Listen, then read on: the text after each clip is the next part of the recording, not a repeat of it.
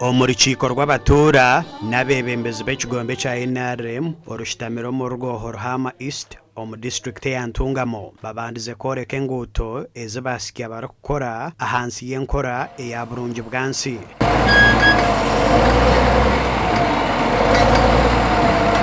Burungi bwansi kambanze mbwerecho burungi bwansi ya Advani ahiyahika kandi eky'omunegendo mu misho Rwobo Town Council eyitwemerire meshahezi hakozerwa enguuto 15.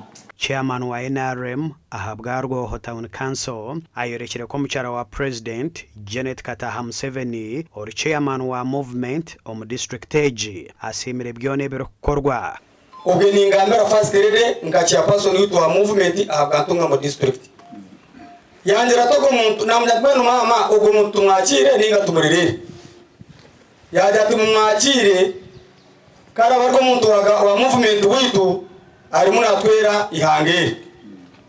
Ngachikora aho cyampaririza kuronda Advani okumwebaza no kumugambira ebi first rede agambire. Akagudo kakurgahamura kakuzo mungute kurugaruko neza nyakira umusheja katukuni obwa hate nguuto ezishazirwe harimwe zegomborra eya Rwoho neya Nyakera otiriho na Rwoho Town Council bita batora bajumirire abarukuremesa entunguka iyo muhururu yentunguka enguuto zona n'ebintu byona bigireki bibonere deriwe eshweke cyo rebembera ngo reka tureteme birungi ngumuje manzemo nkute nije kwegurura mushenga aza ngurete ndire n'amaju.